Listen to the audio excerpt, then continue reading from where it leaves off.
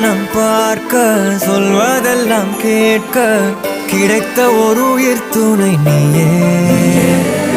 என் சிரிப்பில் பாதி என் துயரில் பாதி பகிர்ந்து நீ அருந்துகிறாயே.